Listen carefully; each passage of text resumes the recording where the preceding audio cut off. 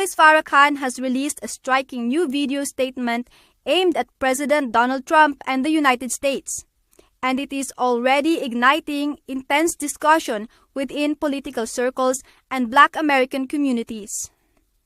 In the message, Farrakhan sharply condemns President Trump's recent actions toward Venezuela, labeling them reckless and highly dangerous and warning that they risk dragging America into yet another war. Welcome to Inside FASO. If you appreciate our analysis, be sure to like this video, share it with others, and subscribe to the channel for deeper coverage of global power struggles and Africa-centered viewpoints. Farrakhan's warning is direct and uncompromising. He claims that the Trump administration's approach to Venezuela appears far more like coercion than genuine diplomacy. In his view, these moves reflect what he describes as thug-like behavior, and he warns that such an aggressive stance could rapidly spiral into a full-scale military confrontation. His concern goes beyond Venezuela alone, pointing to a long-standing pattern he believes the United States has followed for decades, entering foreign conflicts without serious consideration of the long-term consequences. I know America's going to war. But it's a war, President Trump, that you can't win. I know you say you got a lot of juice, $750 billion you're giving to the army, but you're only giving them that which is going to get more of them killed. Let me help you to see. You can win, but you can't win being a thug. You're trying to take Maduro out of office and get control of the largest oil reserve in the world. What kind of president calls somebody in the house of another Guaido and tells him, you can be the next president? But Maduro was voted in. You say, well, it wasn't a free and fair election. Do you remember Jimmy Carter? He'd been watching elections, over 104 of them.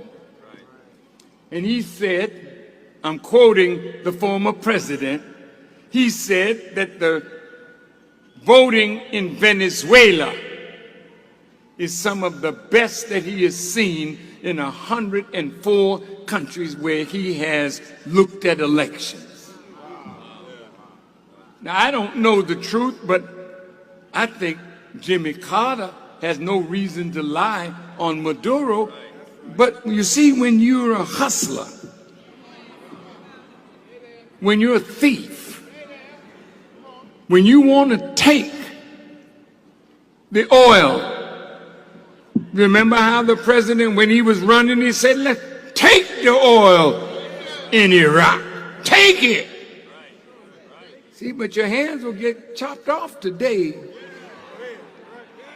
because you're not the power that you think you are.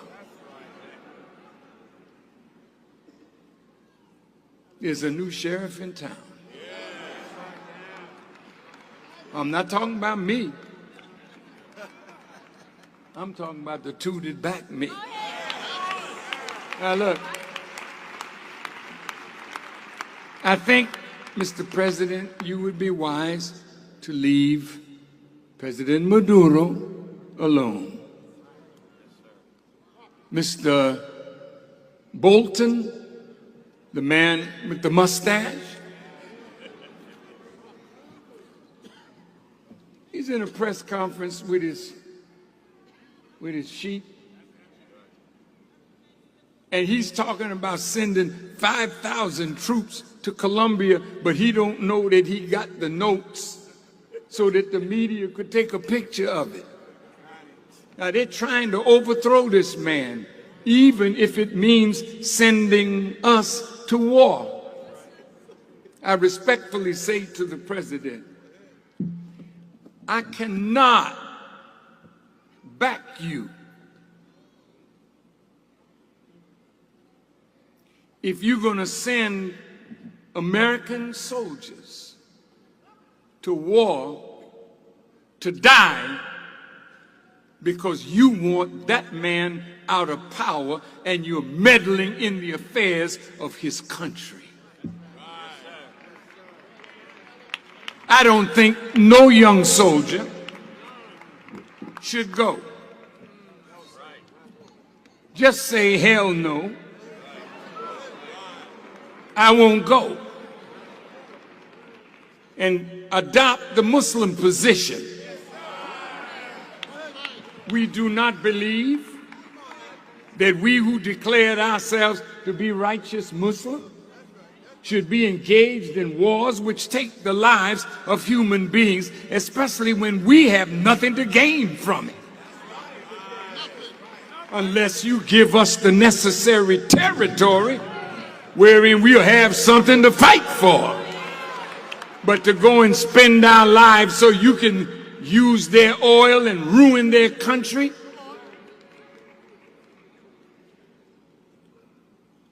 You got over the banking system. You are telling the banks the man got gold in England. He's asking for them to send some of his gold back so that he can turn that gold to feed his people. President sent word, you don't give him nothing. Perhaps the most powerful element of Farrakhan's message is his direct call to Black Americans. He clearly states that if conflict erupts between the United States and Venezuela, Black people in America should not allow themselves to be pulled into it. His argument is straightforward and grounded in historical experience. He points out that U.S. wars have rarely delivered economic progress or meaningful political benefits to Black communities. Instead, he says, Black Americans have often borne a disproportionate cost in lives lost, while others ultimately profit. Beyond this initial warning, Farrakhan's remarks raise a difficult question that many are now considering. Who actually gains if the United States engages Venezuela through military force?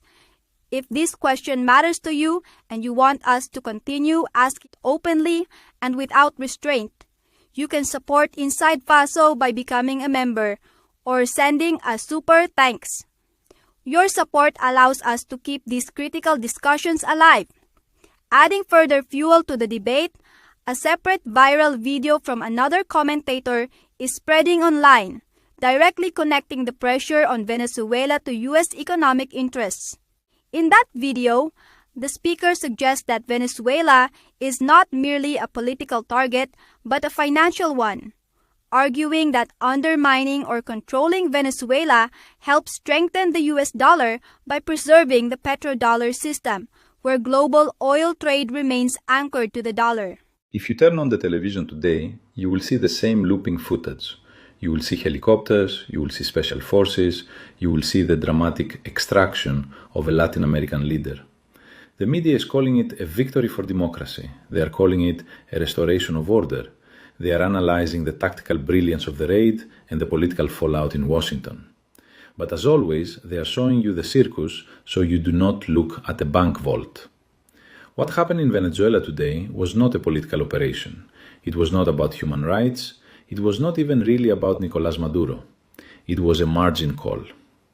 To understand why the United States just took the extreme risk of launching a military operation in South America, you do not need to look at the polls or the Constitution. You need to look at a much more boring, much more terrifying chart.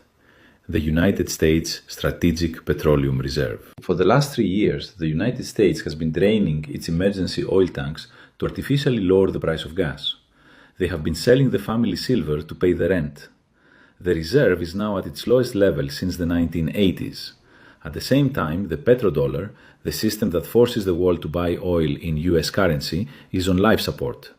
Saudi Arabia has refused to renew its exclusive agreement. The BRICS nations are trading energy in yuan and local currencies. The exorbitant privilege of the dollar is evaporating. And then, last week, rumors began to circulate in the financial capitals. Rumors that Venezuela, the country with the largest proven oil reserves on the planet, was about to sign a definitive agreement to price its oil exclusively in a basket of BRICS currencies. That was the red line. The United States cannot afford to let the largest oil tank in the world disconnect from the dollar. If that happens, the demand for US Treasury bonds collapses, interest rates skyrocket, the entire debt-based economy of the West implodes. So Washington had a choice. They could accept the new multipolar reality and negotiate, or they could use the one asset they still have in abundance, military force. They chose the gun. What we are witnessing is not liberation, it is liquidation. The United States has effectively foreclosed on a country to secure its assets. They have seized the collateral. This is the return of 19th century gunboat diplomacy, disguised as 21st century humanitarianism. In this video, we are going to ignore the noise. We are not going to talk about the raid. We are going to talk about the reason. We are going to expose the desperate economic mathematics that drove the United States to invade a sovereign nation. We will show you how the death of the petrodollar has turned the US military into a global debt collector. And we will explain why this tactical victory in Caracas might actually be the strategic defeat that breaks the dollar's back forever. Welcome to the real war. It's not about ballots, it's about barrels. To understand the ferocity of this move, you have to look at the American balance sheet. For decades, the Western media has sold us a myth. They told us the shale revolution had made the United States energy independent. They told us the US was the world's largest oil producer and therefore it no longer needed to care about the Middle East or Latin America. This was a half-truth, and in geopolitics, a half-truth is a full lie. The United States does produce a massive amount of oil, but it produces light sweet crude. It is like champagne, bubbly, light, and expensive. The problem is that the American industrial machine, the massive refineries in Texas and Louisiana, was built 50 years ago. It was designed to process heavy sour crude. It was built to run on the thick sludge-like oil that comes from the Middle East and Venezuela. This is the refinery mismatch that the mainstream economists ignore. The US produces champagne, but its engines run on diesel. For decades, they solved this by importing heavy oil from Saudi Arabia, but that relationship is dead. We have discussed this in previous videos. Saudi Arabia is no longer the gas station of the West. Riyadh is cutting production to keep prices high. They are joining the BRICS. They are ignoring calls from the White House. So the United States faced a math problem. They were running out of the specific type of oil they need to keep their economy functioning. And worse, they had already played their ace card. Over the last 2 years, in a desperate attempt to stop inflation from destroying the sitting president's approval ratings, the administration drained the Strategic Petroleum Reserve, SPR. The SPR is meant for war. It is meant for national emergencies. It is not meant to buy votes. Yet, they opened the taps. They flooded the market with millions of barrels to keep gas prices artificially low. Now, the bill has come due. The SPR is hollowed out. The emergency tank is empty. And just as the tank hit empty, the Middle East flared up, threatening to cut off supply entirely. Washington looked at the map. They looked for heavy crude. Canada, they are already pumping at max capacity. Russia, sanctioned and hostile. Saudi Arabia, uncooperative and pivoting east. That left only one option. The largest proven reserves on the planet. The massive heavy crude fields of the Orinoco Belt. Venezuela. For years, the US tried to starve Venezuela into submission with sanctions. They tried to create a parallel government. They tried soft coups. None of it worked. The oil stayed in the ground, or worse, it started leaking out to China via dark fleet tankers. The economic pressure in Washington became unbearable. If oil prices spiked to $150 a barrel because of a Middle East conflict, the US economy, already teetering on recession, would collapse. The dollar would lose its purchasing power overnight. They could not afford to buy Venezuela's oil at market prices, and they certainly couldn't afford to let China buy it. So, the calculation changed. Containment was no longer an option. Possession became the necessity. This is why the narrative changed so fast. Just a few months ago, there were talks of easing sanctions. There were diplomats shaking hands. But when the SPR hit critical lows, the handshake turned into a fist. The US military operation was not launched to save the Venezuelan people. It was launched to secure the Orinoco Belt. It was a hostile takeover of a distressed asset. Think about the timing. This operation happened just as global oil prices were threatening to break out. It happened just as the US realized they could not refill the reserves on the open market without bankrupting the treasury. They needed a new supplier who wouldn't ask for market rates. They needed a supplier they could control. They needed a vassal. And since the Saudi prince refused to be a vassal, they decided to create a new one in Caracas. It is a brutal, cynical application of power. The argument being put forward suggests that "Make America Great Again" is more than a political catchphrase. It represents an economic strategy focused on preserving the dominance of the US dollar at any cost. Venezuela, with its massive oil reserves and refusal to submit to US financial influence, is seen as a major strategic challenge. From this viewpoint, any potential intervention appears less concerned with promoting democracy and more focused on protecting America's economic power in a shifting global landscape. When these perspectives are considered together, they highlight a deeper question. Is Venezuela portrayed as a threat because of its political system or because of what it symbolizes economically? And if economic survival is shaping foreign policy, who is ultimately expected to fight, make sacrifices, and live with the consequences? For Black Americans, Farrakhan's warning resonates with a long-standing frustration, being drawn into wars framed as patriotic duties that rarely result in meaningful progress at home. For the Global South, including Africa and Latin America, the situation revives familiar fears of imperial pressure, masked as moral intervention. The Trump administration, meanwhile, has repeatedly justified its position as essential for defending U.S. interests and restoring American power on the global stage. Supporters claim that decisive action discourages rivals and maintains U.S. dominance, while critics warn of a reckless readiness to escalate conflicts that could spiral out of control. Disclaimer: this report is for informational and educational purposes only and does not promote violence, hostility, or harm toward any nation, group, or individual. History repeatedly shows that wars often begin with economic calculations but end with human costs that are never shared equally. As global tensions continue to rise, the real question may not be whether America can pressure Venezuela, but whether the world and its most marginalized communities can afford the consequences if that pressure turns into war.